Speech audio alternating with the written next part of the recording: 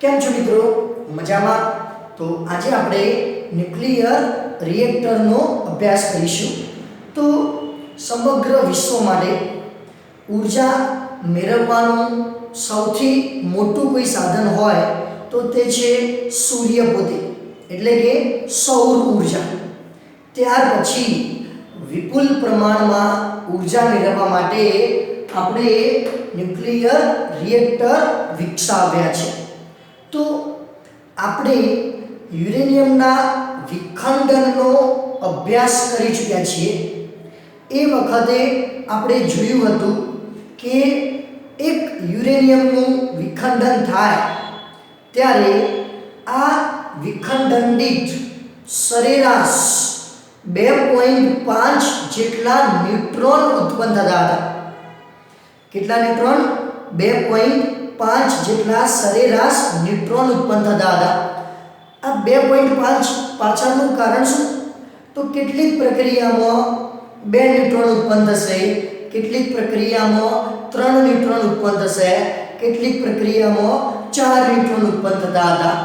તો આ બધા ન્યુટ્રોનની જો સરેરાશ લેવામાં આવે તો પ્રત્યેક વિખંડન દીઠ આશરે આપણને 2.5 જેટલા ન્યુટ્રોન ઉત્પન્ન થતા જોવા મળતા હતા અને પ્રત્યેક વિખંડન દીઠ 200 મેગા ઇલેક્ટ્રોન વોલ્ટ જેટલી ઊર્જા પણ પ્રાપ્ત થતી હતી.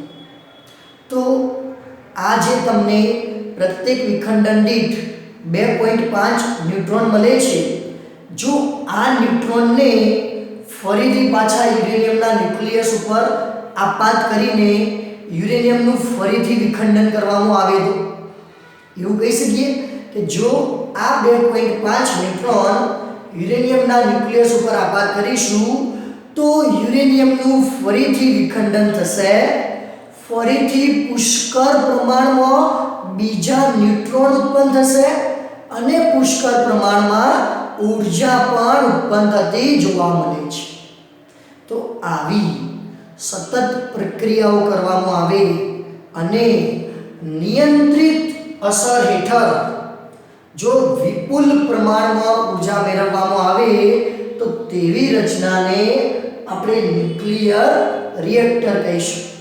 કે આવી પ્રક્રિયાઓમાં સતત અને સતત વધારે ને વધારે સંખ્યામાં ન્યુટ્રોન પણ ઉત્પન્ન થતા જશે, પુષ્કળ પ્રમાણમાં ઊર્જા પણ ઉત્પન્ન થતી જશે અને જો આ જ પ્રક્રિયા નિયંત્રણ વગર થઈ જાય તો તે જ પ્રક્રિયા એક પ્રકારનો ન્યુક્લિયર બોમ્બ બની જાય છે. નિયંત્રણ હેઠળ કરીશું તો સતત આપણને ઊર્જા આપતો જશે, ન્યુક્લિયર રિએક્ટર તરીકે કાર્ય કરશે અને જો નિયંત્રણ વગર થશે તો એ વિનાશ કરી શકે એવા ન્યુક્લિયર બોમ્બની અંદર પરિણમે છે. બીજું કે આ જે પ્રત્યેક વિખંડન દીઠ આપણને જે 2.5 ન્યુટ્રોન સરેરાશ રીતે મળે છે એ પ્રત્યેક ન્યુટ્રોન પાસે આશરે 2 મેગા ઇલેક્ટ્રોન વોલ્ટ જેટલી ઊર્જા હોય છે. સમજો, આ સમગ્ર વિખંડન પ્રક્રિયાથી આપણને 200 મેગા ઇલેક્ટ્રોન વોલ્ટ ઊર્જા મળતી હતી, પરંતુ પ્રત્યેક ન્યુટ્રોન પાસે તો આશરે 2 મેગા ઇલેક્ટ્રોન વોલ્ટ જેટલી ગતિ ઊર્જા હોય છે. ઊર્જા પણ કહી શકાય, ગતિ ઊર્જા પણ કહી શકાય. આટલી ઊર્જા ધરાવતા ન્યુટ્રોન અતિ ઝડપી કહેવાય. આવા ન્યુટ્રોન યુરેનિયમનું વિખંડન ઉપજાવવામાં અસરકારક હોતા નથી. કેમ? કારણ કે આટલી ઊર્જા ધરાવતા ન્યુટ્રોન અતિ ઝડપી હોવાથી તે યુરેનિયમના ન્યુક્લિયસ સાથે પ્રક્રિયા કર્યા સિવાય ન્યુક્લિયસમાંથી બહાર નીકળી જાય છે. ઝડપી હશે તો સ્વાભાવિક છે કે યુરેનિયમના ન્યુક્લિયસ સાથે પ્રક્રિયા કર્યા સિવાય બીજા માર્ગેથી એ બહાર નીકળી જઈ શકે છે. પરિણામે આવા ઝડપી ન્યુટ્રોનને ધીમા પાડવા જરૂરી છે. જો ન્યુટ્રોન ધીમો હશે તો જ તે યુરેનિયમના ન્યુક્લિયસ સાથે અસરકારક વિખંડન ઉપજાવી શકશે. આ ન્યુટ્રોનને ધીમા પાડવા માટે મોડરેટર તરીકે ઓળખાતા દ્રવ્યો વાપરવામાં આવે છે. કયા દ્રવ્યો? મોડરેટર તરીકે ઓળખાતા દ્રવ્યો વાપરવામાં આવે છે. દાખલા તરીકે તો તમે મોડરેટર તરીકે સાદું પાણી પણ વાપરી શકો, ભારે પાણી પણ વાપરી શકો, ગ્રેફાઇટ પણ તમે વાપરી શકો છો. તો હાલ આપણા મુંબઈ ખાતે જે BARC છે, Bhabha atomic research centre, BARC, જેની ઉપર આ રેડિયોએક્ટિવ તત્વોનો અભ્યાસ કરવામાં આવે છે, ત્યાં હાલમાં જે અપ્સરા તરીકે જાણીતું જે ન્યુક્લિયર રિએક્ટર કાર્યરત છે, એ ન્યુક્લિયર રિએક્ટરમાં આપણે મોડરેટર તરીકે સાદું પાણી અને ભારે પાણીનો ઉપયોગ કરીએ છીએ. ક્લિયર? બીજી વસ્તુ કે જ્યારે તમે યુરેનિયમના ન્યુક્લિયસ ઉપર એક ન્યુટ્રોન આઘાત કરો, કેટલો આઘાત કર્યો?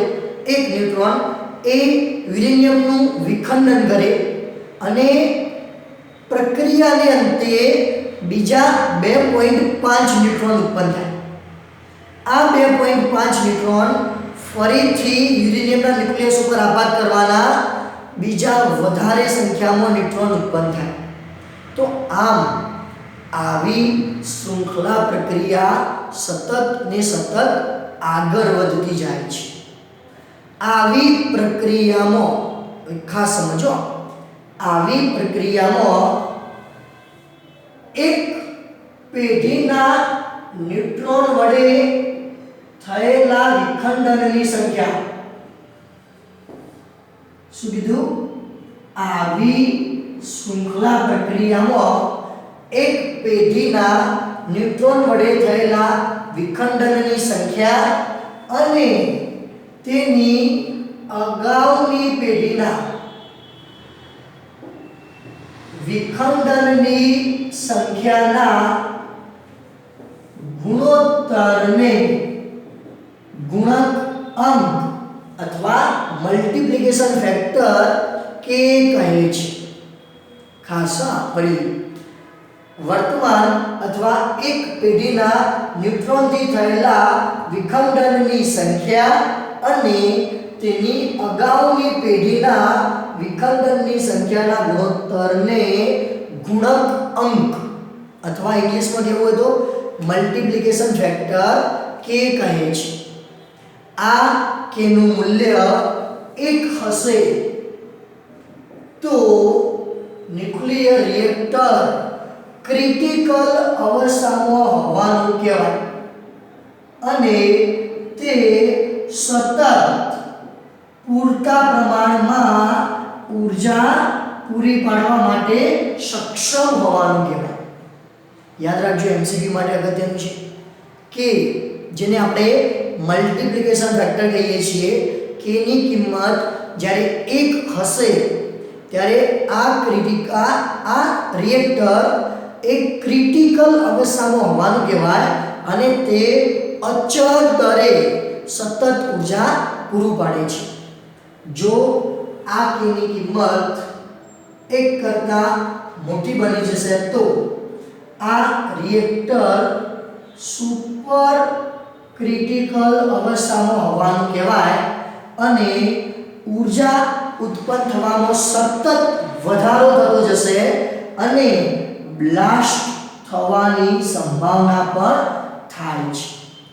શું કીધું? કેનું મૂલ્ય 1 કરતાં મોટું બનશે તો ઉત્પન્ન થતી ઊર્જા સતત વધતી જશે અને બ્લાસ્ટ થવાની સંભાવના પણ રહેલી જોવા મળે છે. જો કેનું મૂલ્ય 1 કરતાં નાનું બનશે તો ઉત્પન્ન થતી ઊર્જાનો દર સતત ઘટતો જશે અને એક સમયે આ શૃંખલા પ્રક્રિયા બંધ થઈ જાય છે અને ઊર્જા ઉત્પન્ન થતી બંધ થાય છે. મતલબ k ની કિંમત 1 થી મોટી પણ નથી જરૂરી કે k ની કિંમત 1 થી નાની પણ જરૂરી નથી. k ની કિંમત 1 હશે તો આપણને અચળ દરે સતત પૂરતા પ્રમાણમાં ઊર્જા પ્રાપ્ત થતી જશે. આ k ની કિંમત 1 સાચવી રાખવા માટે કેટલીક વખત ન્યુટ્રોનનું શોષણ કરવાની પણ જરૂર પડે છે. કેમ? એ k શું છે? k એ ન્યુટ્રોનની સંખ્યા વડે થતા વિખંડનની સંખ્યાનો ગુણોત્તર છે. તો આ k ની કિંમત 1 જેટલી મેળવવા માટે ક્યારેક ન્યુટ્રોનનું શોષણ કરવાની જરૂર પડે છે. આ માટે ન્યુટ્રોન શોષક એવા બોરોન અને કેડમિયમના સળિયાઓ વાપરવામાં આવે છે, જે જરૂરિયાત મુજબ ન્યુટ્રોનનું શોષણ કરી શકે છે. ત્યારબાદ આ ન્યુક્લિયર રિએક્ટરની અંદર યુરેનિયમ 92-238 રહેલો હોય છે. એ યુરેનિયમ ઉપર ન્યુટ્રોન આપાત કરીને આ યુરેનિયમના વિખંડનને પરિણામે અત્યંત રેડિયોએક્ટિવ એવું પ્લુટોનિયમ તૈયાર કરવામાં આવે છે. ફરીથી શું કીધું કે યુરેનિયમ U-92-238 ઉપર ન્યુટ્રોન આપાત કરીને તેનું જુદા જુદા પ્રમાણમાં વિખંડન થયા બાદ અત્યંત રેડિયોએક્ટિવ તત્વ કયું તૈયાર કરવામાં આવે છે? પ્લુટોનિયમ તૈયાર કરવામાં આવે છે. હવે આ પ્લુટોનિયમ છે એ પ્લુટોનિયમનું જ્યારે ફરીથી વિખંડન થશે ત્યારે પુષ્કળ પ્રમાણમાં ઊર્જા ઉત્પન્ન થતી જોવા મળે છે. તો સૌથી પહેલા તો યુરેનિયમ હતું, એની ઉપર ન્યુટ્રોનનો મારો કર્યો, એનું રૂપાંતરણ પ્લુટોનિયમમાં થયું. આ પ્લુટોનિયમનું વિખંડન થવાથી પુષ્કળ પ્રમાણમાં ઊર્જા પ્રાપ્ત થાય છે. હવે ન્યુક્લિયર રિએક્ટરનું જે રચના હોય છે એ રચના આકૃતિમાં દર્શાવેલી છે. સિમ્પલ રેખાકૃતિ છે. તો જે ગર્ભ ભાગ દર્શાવે છે એ ગર્ભ ભાગની અંદર સમૃદ્ધ યુરેનિયમ ન્યુટ્રોનને ધીમા પાડવા માટે મોડરેટર તરીકે ઓળખાતા પાણી અથવા ભારે પાણી અથવા ગ્રેફાઇટ જેવા દ્રવ્યો અને બહારના ભાગમાં પરાવર્તક દિવાલ રાખેલી હોય છે કે જે ન્યુટ્રોનનું લીકેજ અટકાવે. શું કીધું? ગર્ભ ભાગની અંદર સમૃદ્ધ યુરેનિયમ તેની સાથે સાથે મોડરેટર તરીકે ઓળખાતા દ્રવ્યો અને પરાવર્તક સપાટી રાખેલી હોય છે જે ન્યુટ્રોનનું લીકેજ અટકાવે છે. હવે જ્યારે આ પ્રક્રિયા થયા બાદ મતલબ ગર્ભની અંદર જે દ્રવ્યો રાખેલા છે એની પ્રક્રિયા થયા બાદ એનું રૂપાંતરણ પ્લુટોનિયમમાં થાય છે. આ પ્લુટોનિયમના વિખંડનથી પુષ્કળ પ્રમાણમાં ઊર્જા ઉત્પન્ન થાય છે અને આ ઊર્જા ઉત્પન્ન થવાને પરિણામે ગર્ભ ભાગનું તાપમાન 10⁶ કેલ્વિન જેટલું ઊંચું થયેલું જોવા મળે છે. શું કીધું? પ્લુટોનિયમનું જે વિખંડન થયું એ વિખંડનને કારણે પુષ્કળ ઊર્જા મળે છે. આ ઊર્જા મળવાની સાથે સાથે ગર્ભ ભાગનું તાપમાન 10⁶ જેટલું ઊંચું 10⁶ કેલ્વિન જેટલું ઊંચું બની જાય છે. આ તાપમાનને નીચું કરવા માટે શીતક તરીકે ઓળખાતા પ્રવાહી સોડિયમ ધાતુનો ઉપયોગ કરવામાં આવે છે, જે ગર્ભનું તાપમાન નીચું કરવામાં મદદરૂપ બને છે. કયા તત્વો? શીતક તરીકે ઓળખાતા પ્રવાહી સોડિયમ ધાતુનો ઉપયોગ કરવામાં આવે છે. હવે જ્યારે આ ગર્ભનું તાપમાન ઊંચું હતું એટલે કે અતિશય વરાળ સ્વરૂપ પ્રાપ્ત થાય છે. આ અતિશય વરાળને શીતકની મદદથી તરલમાં ફેરવવામાં આવે છે અને એ વરાળને ઊંચા દબાણે ટર્બાઇન ઉપર આપાત કરીને ટર્બાઇનનું ભ્રમણ કરાવવામાં આવે છે. શું કીધું? એ જે વરાળ પ્રાપ્ત થયેલી હતી આ વરાળને ઊંચા દબાણે કોની ઉપર આપાત કરવામાં આવે છે? ટર્બાઇન પર આપાત કરવામાં આવે છે. પરિણામે ટર્બાઇનનું ભ્રમણ થાય છે અને આ ટર્બાઇનનું જોડાણ જનરેટર સાથે કરેલું હોય છે કે જે એક પ્રકારની વિદ્યુત ઉર્જાનું ઉત્પન્ન કરે છે. તો આ રીતે તમે ગર્ભની અંદર રાખેલા સમૃદ્ધ યુરેનિયમમાંથી સતત ઉર્જા પ્રાપ્ત કરી શકાય છે. ક્લિયર? પરંતુ આ ન્યુક્લિયર રિએક્ટરના ઉપયોગ મારફતે ઉત્પાદન જે થાય છે એ વિદ્યુત ઉર્જા તો આપણને મળે જ છે, તેની સાથે સાથે બીજો કેટલો રેડિયો એક્ટિવ કચરો પણ પ્રાપ્ત થાય છે. તેનો નિકાલ કરવો એ એક અગત્યની જરૂરિયાત છે. તો આમ ન્યુક્લિયર શૃંખલા પ્રક્રિયા જો નિયંત્રણ હેઠળ કરીશું તો આપણને પુષ્કળ ઉર્જા પ્રાપ્ત થતી જશે. એ ન્યુક્લિયર રિએક્ટર તરીકે કાર્ય કરશે અને જો નિયંત્રણ વગર થશે તો તે જ પ્રક્રિયા એક ન્યુક્લિયર બોમ્બ તરીકે પણ વર્તી શકે છે. ક્લિયર? તો 3 થી 4 એમસીક્યુ ખાસ યાદ રાખજો. કયા 3 થી 4?